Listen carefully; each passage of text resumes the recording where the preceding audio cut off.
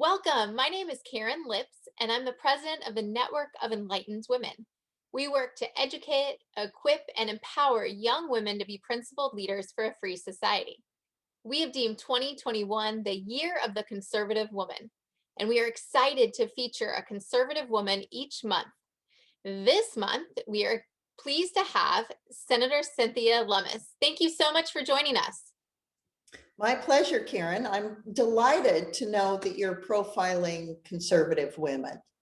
Well, we need more of them. So we hope that this will encourage more women to step up and serve as leaders. And I'd love to share a little bit of your background. Senator Lummis was sworn into the U.S. Senate in January, becoming the first woman to serve as U.S. Senator from the state of Wyoming.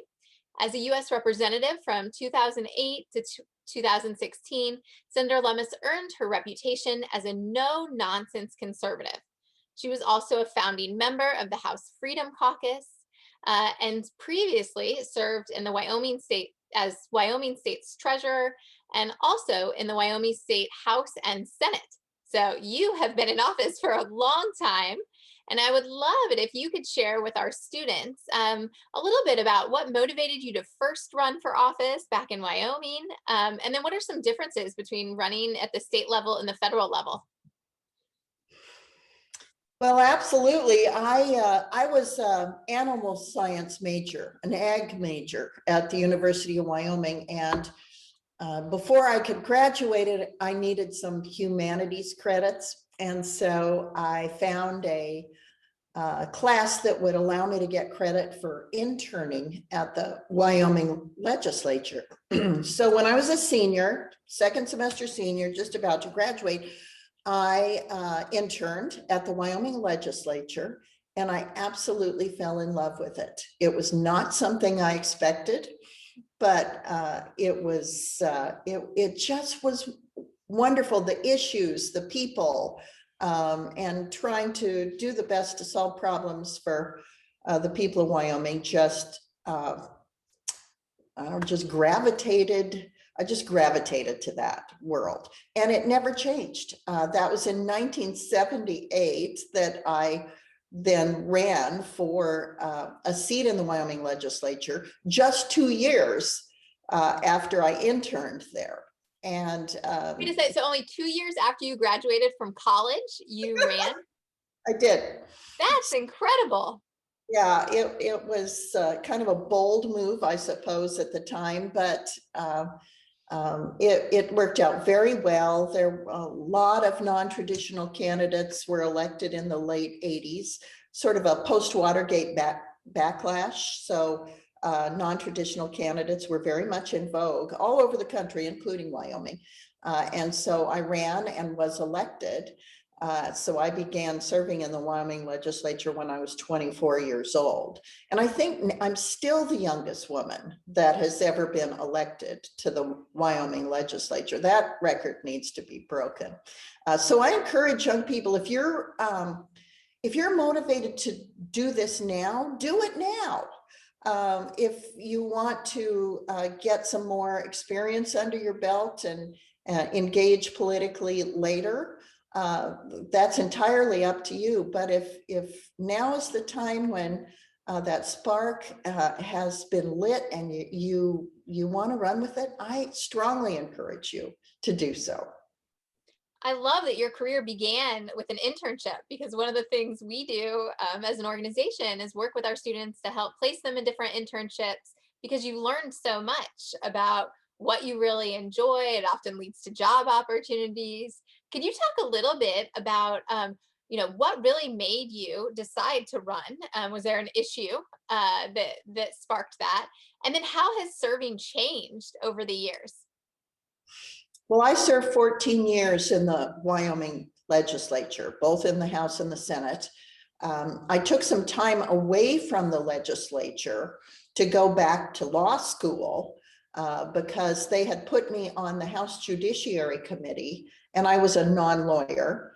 But the issues that I was exposed to on that committee as a person in my mid-20s was everything from the criminal laws to the probate code to involuntary hospitalizations and emergency detentions for those who are mentally ill, It was such a broad array, the liquor codes. It was such a broad array of issues, and I loved it. It was just fascinating. So much so that I went back to law school and then returned to the Wyoming legislature. But I was made chairman of the House Revenue Committee. And that was the subject then that has continued to motivate me for the rest of my political career. For some reason, the taxation, the revenue, the expenditures issues led me to run for state treasurer because we had these permanent funds that were only invested in bonds. And I knew if we could invest in equities and have a diversified asset allocation, that we could make more money for our state's general fund from non-tax revenues. And in fact, it did work. It is the second largest source of income for Wyoming's general fund, and that is interest income off state investments. So when I was state treasurer, I got to take it from about 2% equities to 55% equities, which at the time was the statutory limit. It was my favorite job. It was my favorite job that I've had in government. I went on later, though, to run for the US House, mostly out of concern for our debt and our deficit, which at the time when I was elected was just going from 9 trillion to 10 trillion. And so now to come back to the US Senate when we're almost over $30 trillion in debt is just astonishing. One statistic that just amazed me, Karen, is all of, let's see, the money that has been printed in the last 11 months is more than all the US dollars printed prior since the beginning of our country. And those kind of statistics should really terrify people. It terrifies me because I'm worried that we are destroying the value of the US dollar. And that people your age who are just starting to save for the long term will find when you get to be my age that those dollars just don't buy enough to allow you to retire comfortably, which is yet another reason that a newer iteration in my interest in financial security is Bitcoin. Because we see now Bitcoin being a very good store of value. So now I've taken an interest in Bitcoin policy. So if you follow these issues and try to find solutions and then look for things that fit that rubric, it can open doors to something you never even thought about. And that's the case. That has been the case with Bitcoin for me. So I formed with Kyrsten Sinema, a Democrat senator from Arizona, a financial innovation caucus when I arrived here in the US Senate, so we can explore Bitcoin and other cryptocurrency and other uses of a distributed ledger, how to advance financial technology in the 21st century. And so now if we go back, and having interned at the Wyoming legislature when I was, 21 years old, if you had told me then that I would be Wyoming's first woman United States senator and that I would be inviting people who have innovated in financial technology and are regulating financial technology and are making policy on financial technology, and that I would be taking a leading role in that, I would have said you've got the absolute wrong person. You have made a complete mistake. So the point here is you never know sometimes what's going to interest you. And that turned out to be the case with that initial internship at the Wyoming legislature. I fell in love with that whole process, and it changed the trajectory of my entire life. So I encourage people to, be open to things that you're not sure you'll like, and embrace them. Try them on for size. I continue, even at this age, to try certain arguments on for size. I took a position on a piece of legislation this week that ran counter to most of my Republican colleagues, but I tried on their argument for size and it didn't fit me. And the other argument did fit me. So I went against the grain on that one because I was just so much more comfortable with the other argument. It made so much more sense to me from a policy perspective. So, you know, just like you're trying on clothes, try on arguments, try on ideas, try on new opportunities. And, you know, if they fit you, great. And if they just don't, there's so many other opportunities out there that might. So take a chance. One of the things that John Boehner used to say was, you know, if women don't run, women can't win. And it sounds so self-evident that you wouldn't, you know, think it mattered. It does matter. And so it just requires stepping out of your comfort zone and taking some risks in your life. But they're very much worth doing, especially if you take the time to prepare yourself for it. I have found that women, especially young women, and especially conservative young women, just have to work a little harder and be a little bit better prepared to defend their core values, because you're being stereotyped as a conservative young woman. People are going to assume, because you're young, you're a woman, that you're going to be a progressive or a liberal person. And so when you turn out not to be that way, you're going to get some pushback. And so I think it forces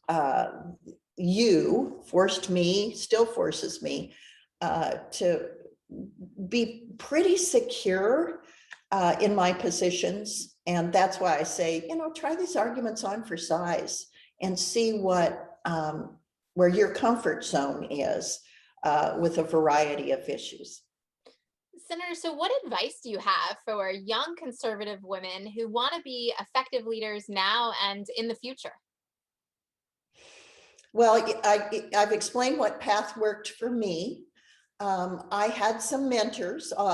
There was a woman named Ellen Crowley who was the chairman of the House Judiciary Committee when I was a young person, who kind of took me under her wing.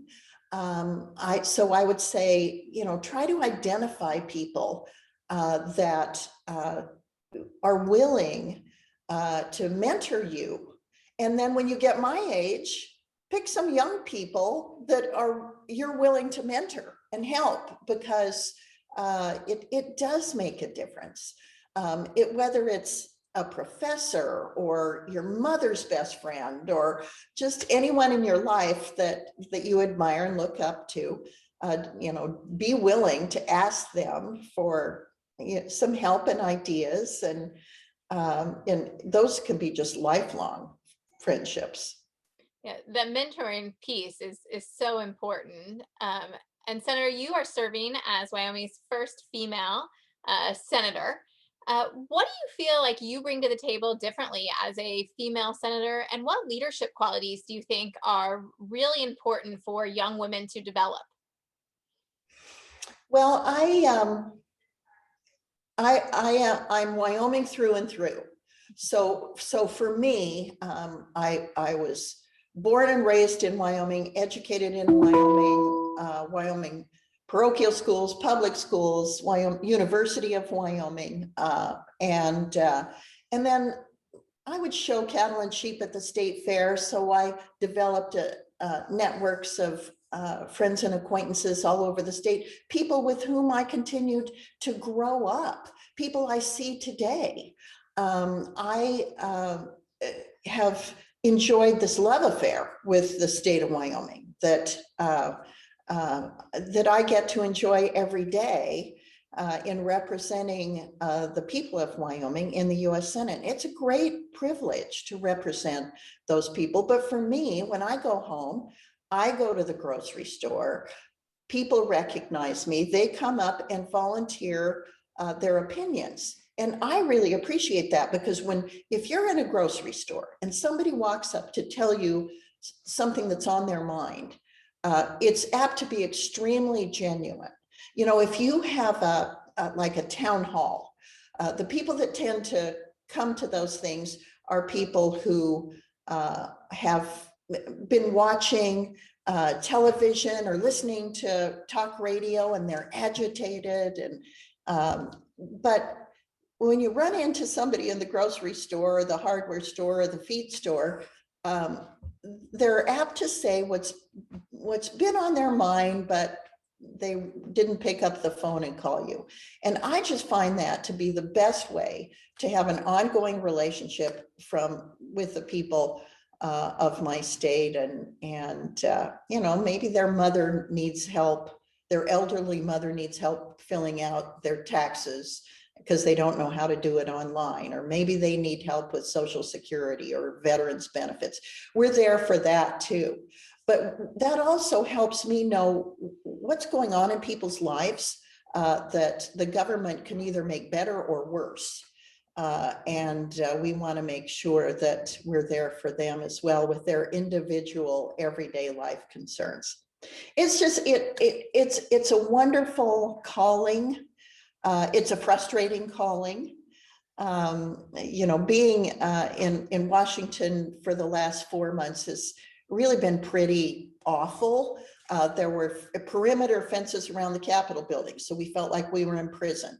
There's the masks, even though we've all been vaccinated.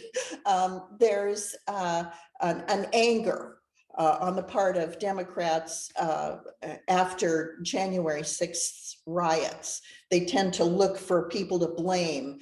You know, they just loved to hate President Trump. They loved it. And so when he left Washington, it left a tremendous void in their hearts. They didn't have him around to wake up every morning and just spew hatred at him. So they've looked for other avenues for it. And the nice thing is they haven't been able to consistently find those other avenues for most of them. So they're starting to thaw, and they're starting to form more productive, non-hateful relationships. And you can kind of see it happening and evolve. And it's a marvelous thing to see. But at first it was really unpleasant. But one target of the left frequently is conservative women. We find that our conservative students on campuses often are attacked for their beliefs, and attacked very personally and unfairly. Could you yeah, talk a little bit about the unique challenges that you've faced or believe conservative women face in running for office and taking on leadership roles? yeah, Karen, I think that the specific issues over time have changed from when I was a young person. But as you point out, the opinions that people hold towards conservative women of all ages continues to be a constant battle for us. When I was young, it was, you know, you're just a kid. What makes you think you're prepared to engage in these issues? And so I really had to work hard to do my homework. I would read every single bill when I was a young legislator, regardless of whether it was even going to get considered in committee or not, because I was just trying to learn about the breadth of subject matter that people were addressing when they filed a piece of legislation. It was extremely helpful. Senator, I have to interrupt. We had Dana Perino on for a discussion back in March, and one of her key pieces of advice was be the most well-read person in the room. Be prepared. Yeah. So it's interesting. That's a theme in our conversations that is emerging. Well, she stands out as one of the most well-prepared, most impressive conservative women that is involved in politics and government and media today. She's just about the perfect example. I mean, nobody's perfect, but she's pretty close to being the perfect example of a thoughtful conservative woman that has garnered tremendous respect nationwide. She's a fabulous role model. She's kind of a role model for me, and she's probably half my age. Well, our students really enjoyed her most recent book. And I want to turn, Senator, to something you mentioned earlier about how you became very passionate about fiscal issues. And it's evident as you talk about them. And those are issues I don't think we as younger folks think is enough about.